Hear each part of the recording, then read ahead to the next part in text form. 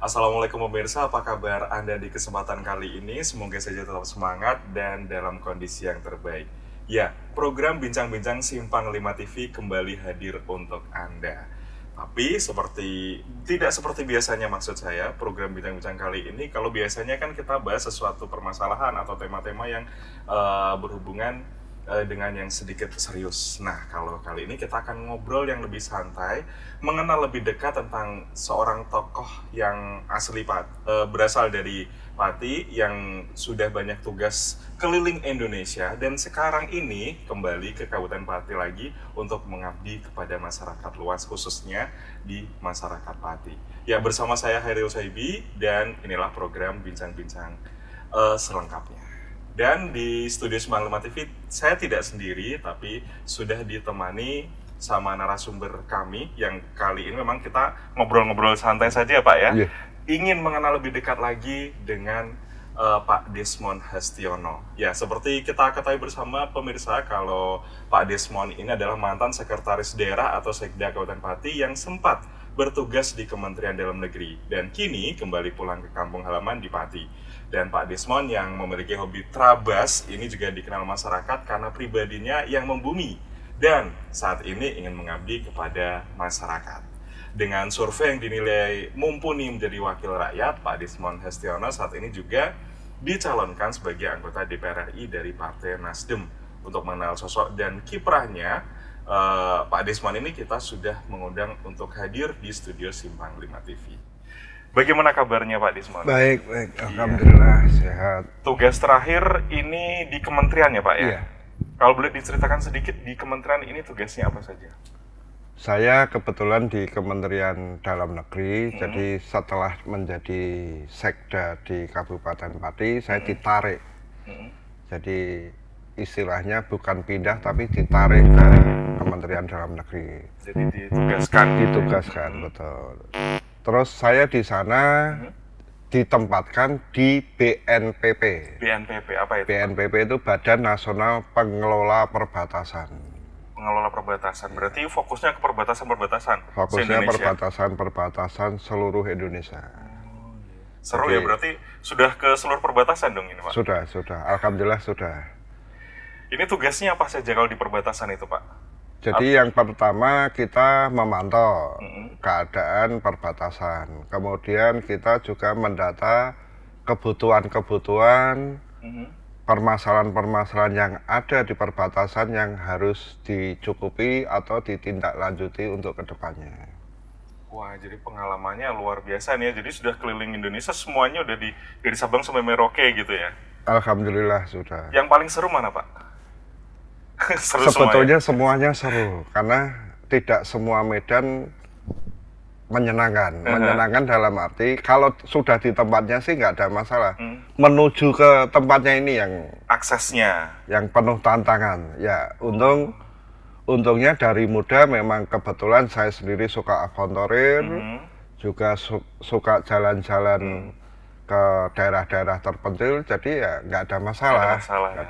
Ya malah bagi saya sangat-sangat menyenangkan. Menyenangkan sekali ya. Nah, kalau menurut Pak Desmond kan memang tugasnya di daerah fokus menangani masalah perbatasan. Kalau menurut jenengan sendiri ya, permasalahan yang utama di perbatasan itu apa sih Pak? Setelah yang pertama ini melihat ke lapangan gitu. Yang pertama jelas sarana prasarana. Jadi sarana prasarana untuk menuju ke perbatasan itu masih jauh-jauh dari layak. Itu yang pertama. Kemudian yang kedua, sarana prasarana di perbatasan sendiri juga masih sangat kurang. Apalagi kalau kita bandingkan dengan yang Malaysia. Jadi di Antikong, kita ambil contoh saja Antikong, itu kita berbatasan dengan Malaysia. Masyarakat kita malah kalau belanja ke Antikong. Iya, malah ke luar negeri ya. Malah ke luar negeri, karena di sana fasilitasnya lebih lengkap, juga lebih murah. Aksesnya lebih cepat mungkin. Lebih cepat, lebih murah.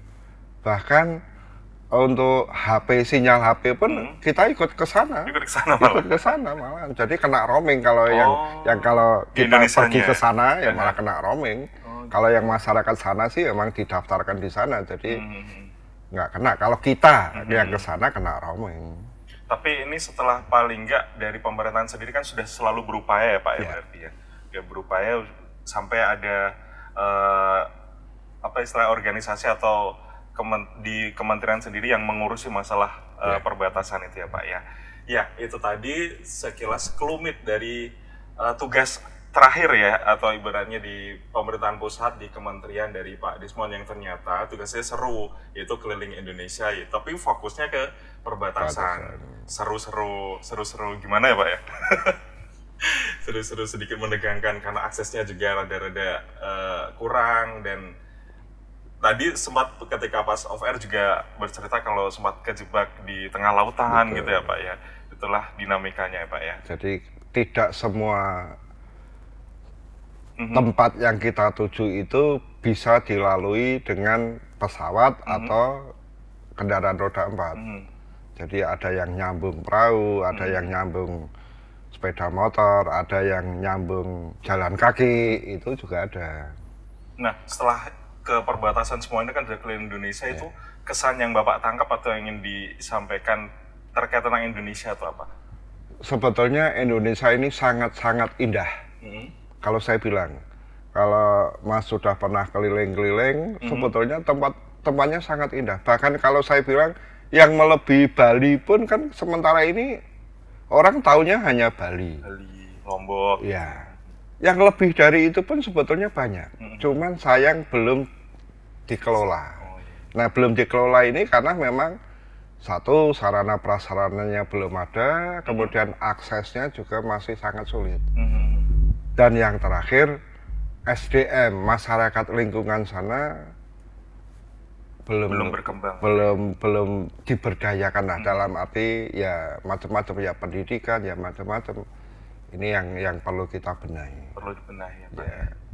Baik, dan usai keliling Indonesia, tugas di kementerian, sekarang Pak Desmond kembali lagi ke Kabupaten Pati lagi, ke kampung halamannya. Nah, kalau boleh tahu sebenarnya Pak Desmond ini tuh asli Pati atau atau pendatang atau gimana? Kalau dari namanya kan sedikit bukan Jawani gitu ya Pak Desmond ya. Sebetulnya saya asli keturunan Juwana. Oh, Juwana justru. Juwana. Kemudian memang banyak orang yang mengira saya ini orang luar pulau atau luar bahkan Jawa gitu. Bahkan luar negara, campuran, bahkan begitu. Sebetulnya Desmond itu singkatan dari Desember Mon atau bulan Desember. Jadi saya ini kelahiran bulan Desember. Kebetulan orang tua saya punya putra putri 8 orang, namanya aneh-aneh. Unik-unik semua. Betul. Berarti udah kreatif ya orang tua Pak Desmond ini ya. Betul. Jadi namanya aslinya Juwana justru. Juwana, betul. Iya, jadi yang baru kenal Pak Desmond atau mungkin yang dulu kan sudah sering komunikasi, sering kan kalau sekda di Pati kan sudah keliling-keliling juga sudah banyak yang mengenal Pak Desmond. Ini kan mikirnya orang pasti dari tugas luar kota, ditugaskan ke Pati gitu kan, mikirnya seperti itu. Ternyata dari asli Juwana.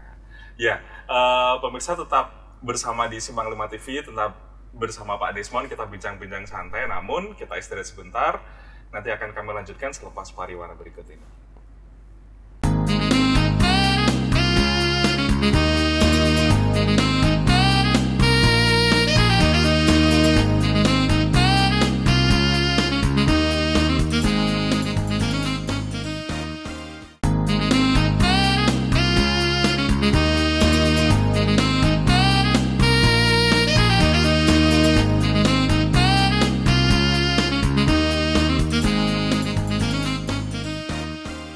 Terima kasih Anda masih bersama di Simpang 5 TV dan di program Bincang-Bincang spesial mengenal lebih dekat dengan Pak Desmond Hestiono yang dulu kita kenal sebagai Sekretaris Daerah Kabupaten Pati atau Sekda, yang di akhir masa tugasnya kemudian justru malah ditarik ke pusat.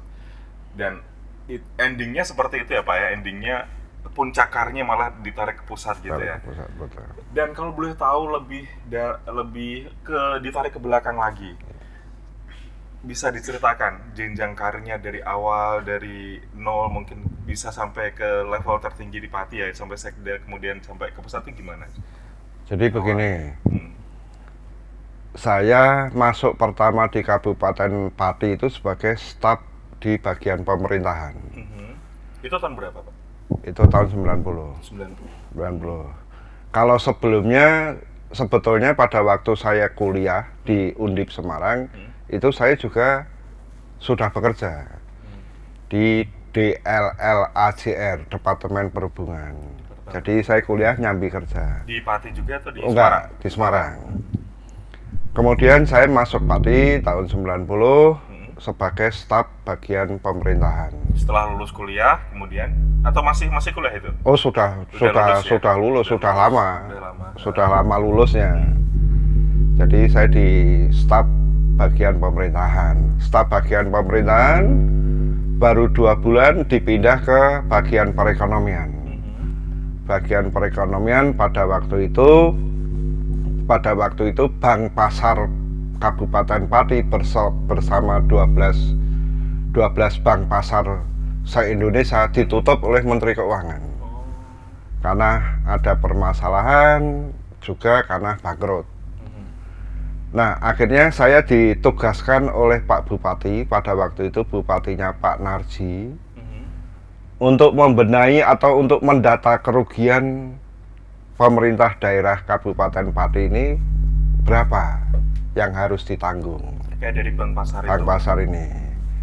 Nah, pada waktu itu karena ini sudah ditutup, setelah saya pelajari, saya mengajukan ke Pak Bupati pada waktu itu, Pak, ini eman-eman kalau ditutup, karena ini merupakan aset pemerintah daerah. Kemudian ini juga menghidupi masyarakat, membantu masyarakat. Karena ini segmennya kan segmen kecil, terutama pada waktu itu pedagang-pedagang pasar. Ya. Akhirnya Pak Bupati waktu itu bilang, loh ini sudah ditutup oleh menteri kok, kamu malah bilang begitu, coba buktikan. Nah, akhirnya saya berupaya mengurus perizinan dan lain-lainnya, dan membutuhkan waktu panjang, hampir 4 tahun mengurus itu. Akhirnya berhasil izin keluar dari Menteri Keuangan maupun Bank Indonesia. Akhirnya 94 Bank Pasar persiapan, 95 eksis. Sampai sekarang. Kemudian buka lagi. Iya. Oh, tapi dengan visi misi yang berbeda lagi gitu. Iya. Tentunya ya. Baik. Dan akhirnya berubah-ubah sampai sekarang kan namanya Bank Daerah Kabupaten Pati. Kalau dulu awalnya hanya Bank Pasar, sekarang menjadi Bank Daerah. Dan alhamdulillah Bank Daerah ini merupakan BPR terbaik se-Indonesia sekarang ini. Tersehat se-Indonesia. BPR yang di Pati ini? Iya. Jadi masuk di buku perbankan maupun di ini BPR tersehat se-Indonesia. Cuman asetnya sih belum besar, tapi tersehat, terbaik. Sistemnya memang rapi, semuanya sehat. Gitu. Nah, setelah itu akhirnya saya ditarik kembali ke. Setelah ngurusin bank itu. Iya, ditarik kembali ke bagian perekonomian untuk mengurusi perusda Kabupaten Pati, perusda. Aset-aset itu ya. Bukan, perusahaan-perusahaan yang dimiliki daerah. Perusda. Kayak BUMD gitu. Iya, betul. Kalau sekarang namanya BUMD, kalau dulu Perusda. Itu akhirnya menjadi Kasubag, terus naik menjadi Kabag. Nah, kemudian keluarlah aturan untuk pegawai atau direktur BUMD yang dari pegawai negeri harus memilih di BUMD, di Perusda, atau tetap di pemerintahan PNS. Akhirnya saya memilih di PNS. Nah, di Perusda ini saya hanya sebagai pembina lah. Pembina pada namanya Badan Pembina. Ya, di samping selaku pembina juga selaku penasehat. Nah, akhirnya berputar-putar sampai 18 jabatan. Sampai 18 jabatan hingga setelah ngurusin Perusda itu ya. Iya. Hingga menjadi puncak karir, menjadi sekretaris daerah Kabupaten Pati selama 7 tahun. Selama 7 tahun. Dan terakhir tahun berapa Pak di Sekde itu? Terakhir 2017. 2017 saya selesai. Rencana pada waktu itu saya kepengen pensiun. Karena dengan otonomi daerah, kalau zaman Orde Baru dulu kan biasanya dari sekda ditarik ke provinsi, pindah ke provinsi. Nah, dengan otonomi daerah, saya sudah istilahnya mengajukan pensiun. Mengajukan pensiun, malah ditarik ke pusat, ke Kementerian Dalam Negeri. Nah, akhirnya di Kementerian Dalam Negeri, itu tadi saya ditempatkan di BNPP, Badan Nasional Pengelola Perbatasan. Ya, itu kurang lebih berapa lama di BNPP? Ya, hampir 1,5 tahun. 1,5 tahun ya. Dan sekarang kembali lagi ke Pati, karena ya. juga banyak yang meminta gitu ya, yang mengharapkan untuk bisa kembali. Apa alasan Bapak untuk memutus untuk kembali ke Pati lagi gitu? Jadi begini, sebetulnya kan status saya ini kan belum pensiun tadinya. Tadinya belum pensiun karena aturan itu harus pensiun, ya akhirnya saya mengajukan pensiun dini. Jadi status saya ini adalah pensiun dini.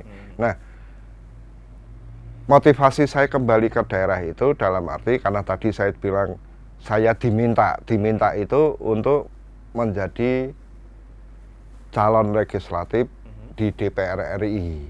Nah, inilah yang akhirnya karena persyaratan harus pensiun dini, saya mengajukan pensiun dini. Dan kenapa saya mau, walaupun sebetulnya awalnya saya juga nggak mau, karena ada beberapa partai yang meminta. Jadi sebetulnya kalau saya hitung ada 5 partai yang minta saya untuk menjadi perwakilannya di DPR RI. Yang 4 tadinya saya nggak pernah mau, yang kelima baru akhirnya mau karena yang pertama satu visi dengan saya, satu misi dengan saya, kemudian juga diizinkan oleh keluarga, istri juga mengizinkan. Itu yang lebih penting ya, ya, yang utama ya, termasuk ya. Istri mengizinkan, kemudian saya juga tadi saya bilang satu visi misi dengan saya ingin mengembangkan atau ingin memberdayakan masyarakat khususnya di pedesaan. Karena saya lihat pengalaman saya selama selama menjadi atau selama bekerja di pemerintahan Kabupaten Pati ini, kemudian juga dengan hobi saya yang suka keliling-keliling ke daerah-daerah, saya sebetulnya melihat masih banyak potensi yang bisa dikembangkan.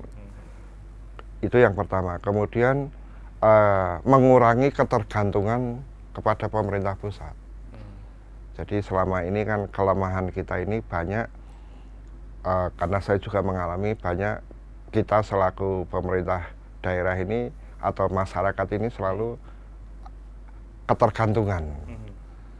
Jadi ya ketergantungan dana, ketergantungan lain-lain lah, macam-macam. Nah inilah yang membuat saya atau mendorong pemikiran saya ini sebetulnya masih bisa dikembangkan. Supaya daerah itu juga tidak tergantung dari pusat terus gitu. Iya, jadi bisa swadaya sendiri berdikari gitu ya Pak ya. Nah berarti untuk wilayah Pati, Rembang, Blora, Grobogan. Wah ini berarti sudah keliling-keliling ke beberapa kota itu tadi ya? Alhamdulillah sudah. Jadi dulu zaman masih hampir tiap minggu terabas, kita selalu keliling-keliling. Juga apalagi setelah sekarang saya dicalonkan ini ya istilahnya semakin intens. Betul.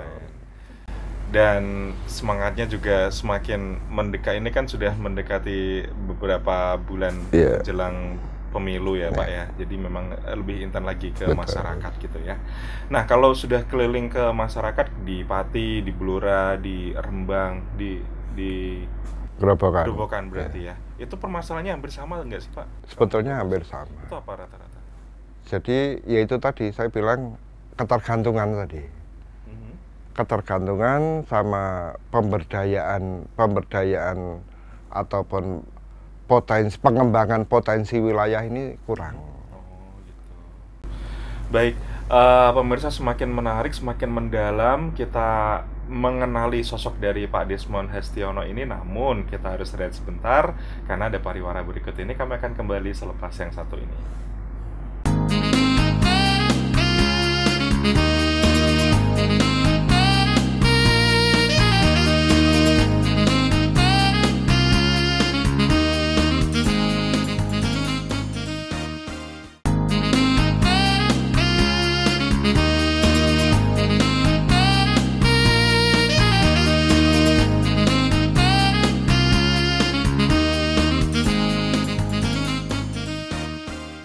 Anda masih bersama di program Bincang-Bincang Simpang 5 TV, masih bersama saya Heriel Sebi dan masih bersama Pak Desmond Hastiono yang pernah menjadi sekretaris daerah atau Sekda Kabupaten Pati, bertugas pula di kementerian dan sekarang kembali lagi ke Pati. Namun mungkin di antara pemirsa semuanya ingin kenal lebih dekat lagi dengan Pak Desmond ini yang ternyata adalah asli Juwana.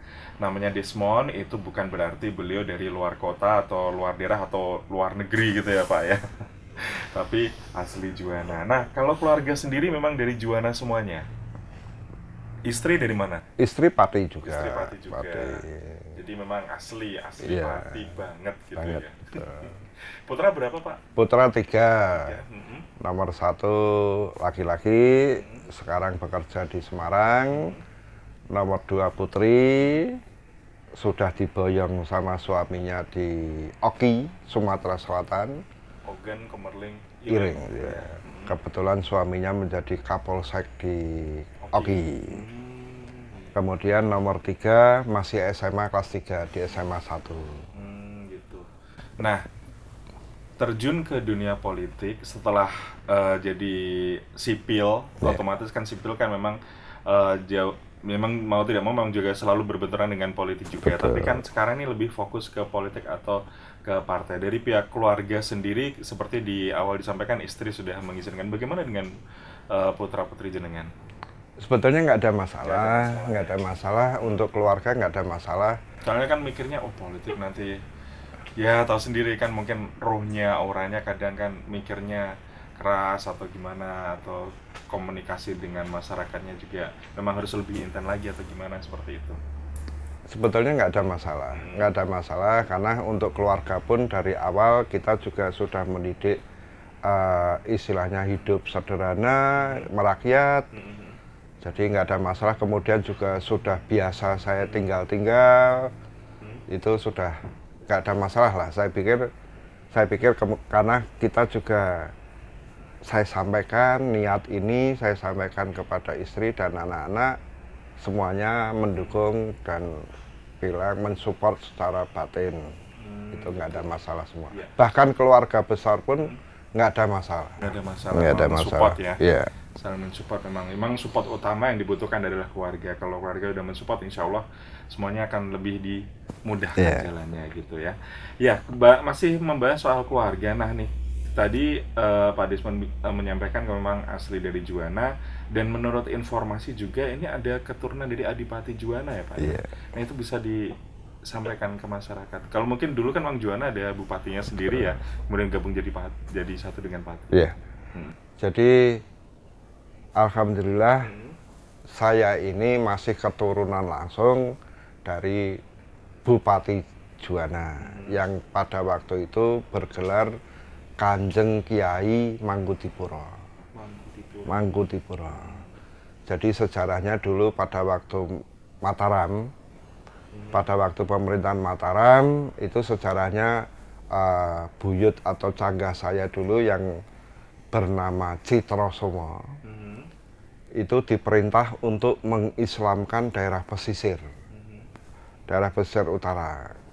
Pertama Jepara itu Bupati Citrosomo, Bupati Citrosomo di Jepara, yang makamnya sekarang di Sendang, itu Bupati Islam pertama di Jepara.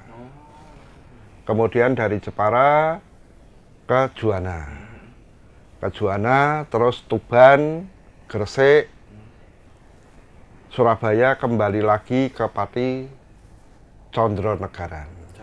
Ya, jadi ini masih satu keturunan semua, satu terah istilahnya. Nah kebetulan bapak saya ini adalah keturunan langsung atau yang buyut saya ini Bupati Juwana terakhir. Nah ini jadi istilahnya masih garis langsung. Yeah. Jadi memang berhubungan dengan pemerintahan atau dengan rakyat, dengan masyarakat, berarti keturunan leluhur Pak Desmond juga memang sudah bergerak di bidang yang sama ya berarti ya Pak ya. Betul. Nah apakah ini juga yang membuat Pak Desmond juga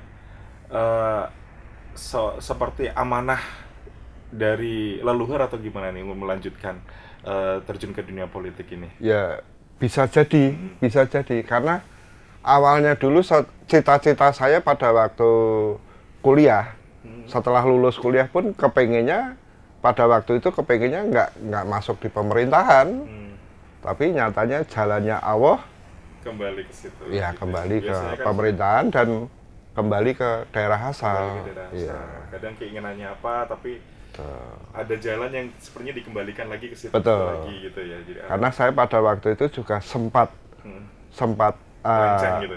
sempat melenceng, tapi nyatanya ya balik lagi. Dapat istri pun juga dari pas pemerintahan juga. Dari orang Pati juga, gitu, ya kan? Kan berarti kan ya memang mungkin jalan dari Allah atau tadi yang disampaikan mungkin ada amanah dari leluhur, ya bisa jadi. Bisa jadi gitu ya.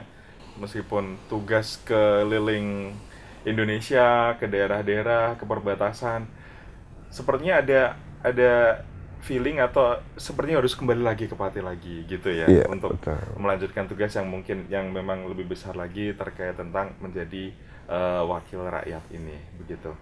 Nah, ini habis dari keluarga, kemudian seperti memang secara tidak langsung juga mungkin amanah dari leluhur, bisa jadi seperti itu. Nah, Pak Desmond ini sudah ada di Pati juga sejak kecil, sudah fokus di bidang pemerintahan sudah lama, pasti sudah paham betul apa yang menjadi permasalahan itu sendiri ya kan, permasalahan yang di masyarakat yang ingin disampaikan ke pusat terkait tentang yang ada di wilayah yang ingin Bapak wakili ini tuh apa nanti besok pas misalkan ada sudah di pusat gitu Pak? Jadi kalau penekanan saya yang pertama adalah pemberdayaan. Pemberdayaan masyarakat lingkungan ini yang sangat penting. Kemudian yang kedua, penggalian potensi-potensi daerah. Jadi kalau saya melihat potensi wilayah Pati, Rembang, Blora, Grobogan, itu sebetulnya sangat banyak. Sangat banyak dan juga betul-betul potensial. Cuman memang belum tergarap semuanya. Belum tergarap, kemudian juga fasilitas sarana prasarananya masih kurang lah. Masih sementara ini kan penekanan Sarpras ini kan masih hanya di kota-kota besar atau hanya di pusat-pusat pemerintahan. Belum menjangkau ke keseluruhan. Jadi contoh aja misalnya begini. Sebetulnya masyarakat ini potensi masyarakat besar. Yang dibutuhkan siapa sih? Kan pasar. Nah, pasar ini untuk otomatis butuh kecepatan. Nah, kecepatan ini apa? Ya, otomatis sarana prasarana tadi. Yang misalnya jalan, ya kan? Misalnya jalan. Nah, sekarang mohon maaf, kita kayak Pati ini untuk TKI atau TKW-nya kan termasuk besar. Ya kan? Karena apa? Karena mungkin lapangan pekerjaan di daerah kurang. Nggak ada gitu. Iya. Dianggap kurang, kemudian juga hasilnya juga dianggap masih standar lah. Kan apalagi sekarang dengan budaya sekarang, era keterbukaan, dengan medsos, kemudian TV, ini kan dunia glamor ini kan betul-betul terpampang terbuka. Nah, masyarakat ini kan mungkin kepengen potong kompas, pengen cepet, ya kan, pengen cepet hidup enak. Kadang akhirnya ya lari ke luar daerah. Padahal belum tentu di luar daerah pun enak, karena kadang-kadang kan, mohon maaf, pemikiran orang kan nggak berpikir di luar daerah itu kan pertama berpisah dengan keluarga. Karena saya juga sudah pernah merasakan ya kan. Berpisah dengan keluarga, di sana harus kos, harus kontrak, ya kan, biaya hidup juga tinggi, juga ngurusi 2 dapur. Nah, akhirnya walaupun di sana mungkin hasilnya besar, sampai ke sini ya sama aja. Kalau dihitung-hitung begitu. Nah, daripada begitu kan, apa yang ada di daerah ini kita kembangkan. Itu salah satu orientasi saya begitu. Iya betul. Mungkin ya itu tadi pasarnya memang. Ini udah ada produknya, kadang untuk memasarkannya tuh masih kemana juga masih bingung gitu kan. Jadi memang butuh kesinambungan antara mungkin dari swasta, pemerintah dan juga masyarakat gitu ya Pak ya. Nah, Tadi sempat menyinggung era keterbukaan. Sekarang ini kan era internet, Betul. zaman milenial Betul, gitu katanya. Nah, Pak Desmond ini kan yang memang lahir di era mungkin bukan era-era zaman milenial gitu ya. Nah, ini gimana nih supaya bisa menjangkau masyarakat milenial ini? Apa trik-trik dari Pak Desmond ini? Ya, yang pertama kebetulan saya ini mungkin dari usia tua.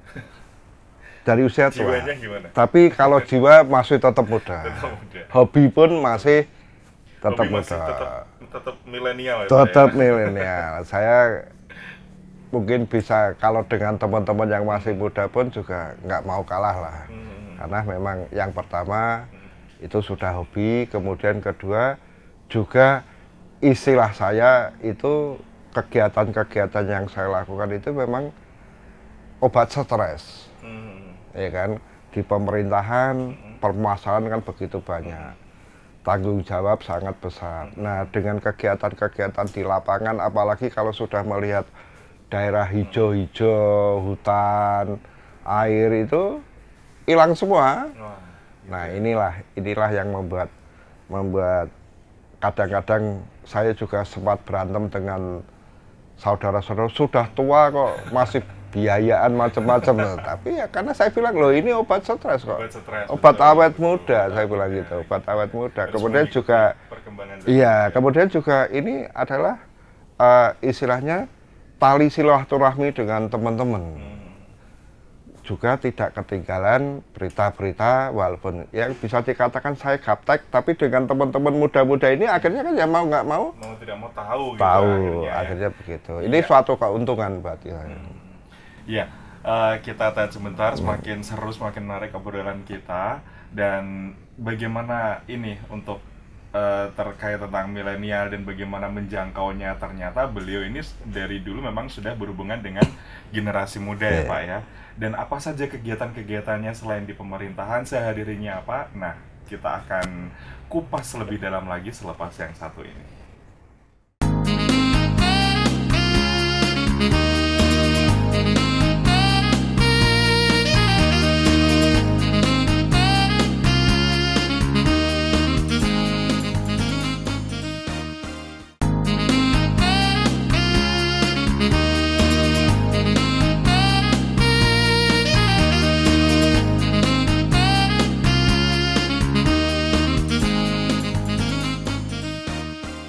Masih bersama di program Bincang-Bincang Simpang 5 TV, bincang-bincang yang seru sekali di kesempatan kali ini bersama Pak Desmond Hastiono. Tadi sudah membahas terkait tentang tugas-tugas negara beliau sejak muda hingga sekarang ini, hingga dari staf, kemudian menjabat di beberapa tempat ya Pak ya, dipindah-pindah dan ngurus Bank Pasar juga sampai ke kementerian.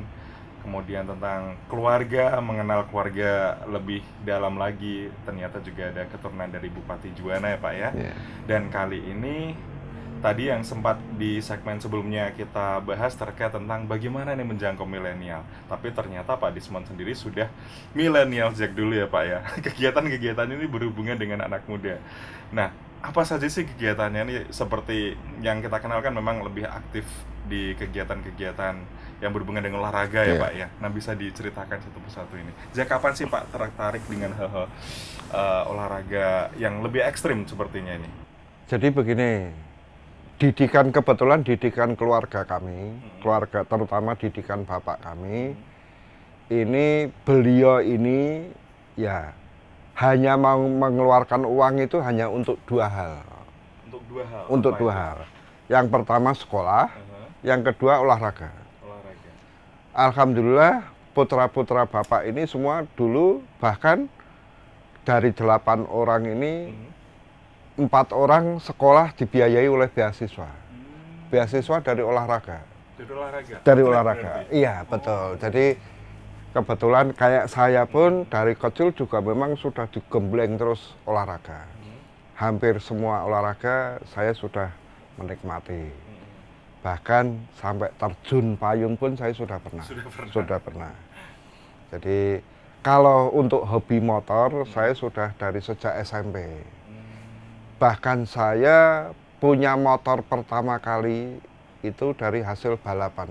Oh gitu, dari hadiah. Hadiah balapan. Jadi dulu saya menjadi joki istilahnya.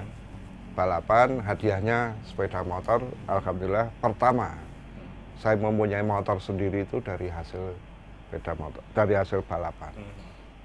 Nah, kemudian setiap kegiatan dimanapun saya juga pasti olahraga hampir. Jadi olahraga yang menonjol buat saya itu yang pertama dulu yang sampai istilahnya ke tingkat nasional, yang utama itu voli.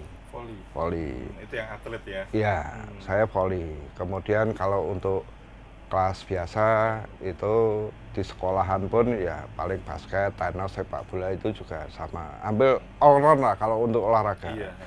Cuman memang dari kecil yang paling saya tekuni, yang paling saya sukai sepeda motor, otomotif itu. Sempat saya dulu juga menjadi ketua bidang motocross IMI, Ikatan Motor Indonesia. Ya. Kemudian pernah mengadakan event motocross seluruh Indonesia. Saya dulu pernah mendapat kontrak dari baik Jarum maupun Bentul. Saya dapat istri pun dari pada waktu ikut balapan motocross. Pas event itu? Pas event. Jadi saya mendapatkan istri juga pas itu. Itu yang pengalaman saya. Kemudian saya bekerja pun, saya bekerja di luar pekerjaan pasti kegiatan masih olahraga, ya, kegiatan olahraga pasti saya tekuni. Itu memang obat stres ya? Iya, bagi saya memang itu merupakan imbangan, hiburan, ya obat stres tadi istilahnya. Karena kalau kita sudah olahraga, lupa permasalahan-permasalahan atau tanggung jawab yang harus kita emban di pemerintahan. Kalau sudah olahraga. Nah, selain olahraga ada organisasi atau komunitas yang aktif di dalamnya itu, Pak? Sebetulnya banyak. Sebetulnya banyak saya kegiatan-kegiatan ini karena saya setiap hari di luar kantor itu saya lebih banyak di jalan. Lebih banyak di jalan. Mungkin dari beberapa teman juga melihat saya tiap hari malah naik mobil aja jarang, apalagi mobil dinas, karena mobil dinas bagi saya ya hanya untuk dinas. Di luar itu saya kemana-mana naik motor, malah lebih suka naik motor. Kalau organisasi saya mempunyai kelompok pengajian. Kebetulan saya jadi pembina dari pengajian Al-Asik yang berpusat di Pole Tayu. Itu saya selaku pembinanya di sana, salah satu pembinanya. Kemudian pengajian haji itu juga ada. Kemudian kegiatan otomotif saya juga di Kopi, juga selaku pengurus juga. Kopi itu apa, Pak? Panjangnya, Pak? Kopi ini komunitas otomotif Pati. Nah, itu merangkum semua kegiatan otomotif, ya mobil, ya motor, ya off-road, itu semua ada di Kopi. Jadi istilahnya memang banyak komunitas memang sudah jenengan ikuti, tidak hanya di bidang olahraga saja, tidak hanya kepemudaan, tapi juga keagamaan juga ada di dalamnya. Di kesenian pun juga ada. Apa itu, Pak, kalau di kesenian, Pak? Ya kebetulan saya di Pati ini dulu kan yang paling menonjol ketoprak dan wayang kulit. Nah ini saya ikut nguri-nguri budaya ini. Nguri-nguri budaya untuk kegiatan ketoprak dan wayang kulit, juga ikut kelompok bedah sejarah Kabupaten Pati. Wah, itu menarik itu. Ya, karena sejarah Pati ini sampai sekarang kan masih abu-abu. Kalau saya bilang masih abu-abu, belum fakta dan legenda gitu ya. Betul. Jadi masih menjurus ke legenda. Ke legenda justru. Legenda, betul. Jadi nah, ini saya juga ikut di situ. Nah, kalau kegiatan atau komunitas yang paling langsung itu ya Pati X-Rail itu. Pati X-Rail itu dulu saya bentuk karena saya melihat tadinya kami hanya sekedar hobi beberapa orang, akhirnya berkembang kok sekarang pengikut Trabas itu banyak. Bahkan di semua kecamatan ada. Kemudian klub-klub ada. Akhirnya saya bentuk saya wadai dengan nama Pati X-Rail. Pati X-Rail itu ada dua. Yang pertama Pati menunjukkan daerah, kemudian yang kedua Pati sendiri kami singkat di situ Paseduluran Anane Trabasiku. Nah, yang tadinya sendiri-sendiri akhirnya kita menjadi saudara. Bahkan komunitas Pati X-Rail ini untuk tingkat nasional sudah dikenal karena setiap event di mana saja pasti kami ngirim. Pasti hadir. Ini udah dikenal. Pasti ada. Yang ini barusan minggu kemarin ini rombongan kita ke Bali. Oh ya, secara otomatis juga memperkenalkan Bali dari segi yang lain ya, dari segi olahraga gitu ya. Jadi akhirnya Pati yang dulu tidak terdengar, mungkin orang Jakarta aja yang namanya Pati nggak tahu. Taunya Juwana. Taunya Juwana. Nah, sekarang tahu Pati. Jadi dari sosialisasinya tidak hanya di bidang pemerintahan saja, tapi juga olahraga dan juga kesenian seperti jenengan sampaikan. Tapi saya dapat informasi juga jenengan juga aktif di IKA Undip ya, Ikatan Alumni Undip ya. Itu kegiatannya gimana Pak? Kebetulan saya di IKA Undip ini selaku Sekjen, Sekretaris Jenderal Ikatan Alumni Undip. Kalau kegiatannya itu yang pertama kita ini mewadahi alumni Undip, baik alumni baru sampai alumni yang tertua. Ini aktif sekali di Jakarta sana, kita punya sekretariat. Kegiatan-kegiatan kita yaitu tadi menyalurkan aspirasi teman-teman alumni, kemudian kita bantuan kepada Undip sendiri, juga kepada masyarakat. Kayak kemarin ada beberapa bencana itu, kita juga terjun langsung. Bahkan ada yang mendunia ini WC for all, mungkin udah pernah.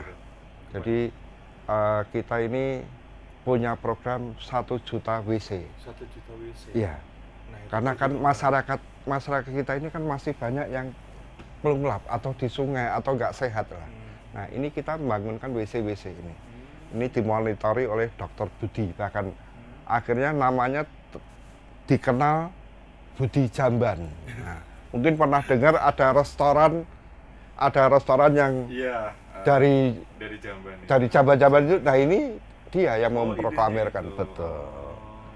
Ini sudah alhamdulillah ini didukung penuh oleh Kemenhan, oleh TNI. Ini 1 juta WC ini.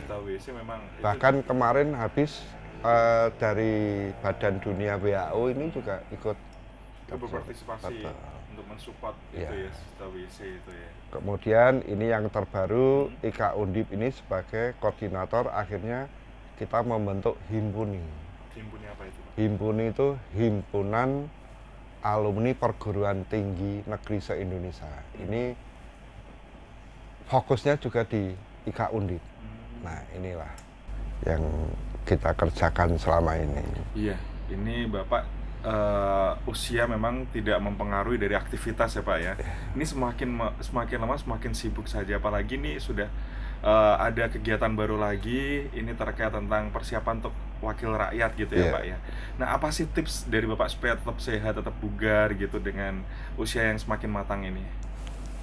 Kalau saya yang pertama semeleh, Mas. Semeleh. Itu maksudnya gimana Pak? Semeleh itu istilahnya ya didikan dari keluarga kami. Ya, hidup itu tinggal jalani aja sesuai dengan kewajibannya. Itu yang pertama. Kemudian nggak usah muluk-muluk. Ya apa adanya aja, jalani apa adanya. Itu yang kedua. Kemudian yang ketiga, hindari permusuhan. Jadi istilahnya ada suara macam-macam, ada fitnah macam-macam, ada apa ya, kita abaikan aja.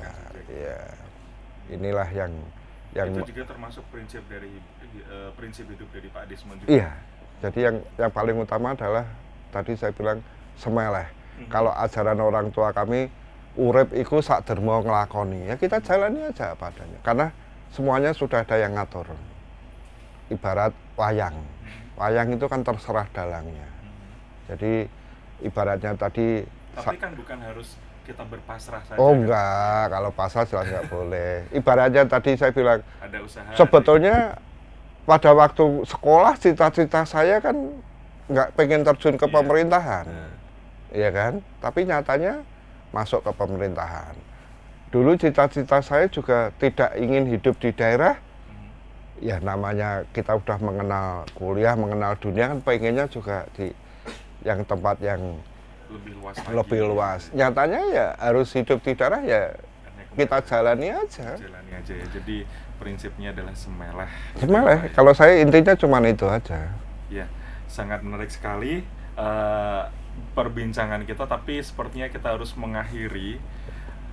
Padahal masih ingin menggali lebih dalam lagi terkait tentang dari pribadi Pak Desmond, terus kiprahnya yang ke depan ini bagaimana seperti itu. Tapi ini terakhir nih, pertanyaan terakhir nih, pesan Pak Desmond untuk masyarakat Pati khususnya atau di lingkungan sekitaran Kabupaten Pati dan di wilayah-wilayah yang lain yang ingin ada pesan-pesan khusus apa yang ingin disampaikan oleh Pak Desmond sendiri. Monggo silakan. Kalau pesan saya untuk saudara-saudara saya, masyarakat, tentunya yang satu adalah tingkatkan persaudaraan, tingkatkan kepedulian kepada sesama. Apalagi sekarang ini dengan menginjak tahun politik, atau sekarang ini istilahnya sebentar lagi pilihan legislatif, pilihan presiden, kita boleh berbeda tapi tetap bersaudara. Intinya itu, jaga negara kita yang berdasarkan Pancasila, kebersamaan, inilah yang perlu kita jaga. Jangan sampai terjadi perpecahan karena perbedaan suara. Perbedaan itu biasa. Intinya perbedaan itu biasa. Tapi kebersamaan, hidup bersama, ini yang harus kita jaga. Intinya hanya itu aja. Ya. Menambah wawasan bagi kita semuanya dari pengalaman beliau yang luar biasa banyak, tidak hanya di pemerintahan, di bidang olahraga, sampai keliling Indonesia ya Pak ya. Ya, semoga saja menjadikan informasi yang menarik untuk kita, menambah wawasan untuk kita semuanya, dan tidak terasa kebersamaan kita di program Bincang-Bincang Simbang 5 TV untuk edisi hari ini harus diakhiri. Terima kasih Pak Desmond atas waktunya, sukses untuk program kedepannya. Amin. Dan untuk pemirsa semuanya, terima kasih, dan saatnya saya Hairil Saibi undur diri. Wassalamualaikum dan Waalaikumsalam.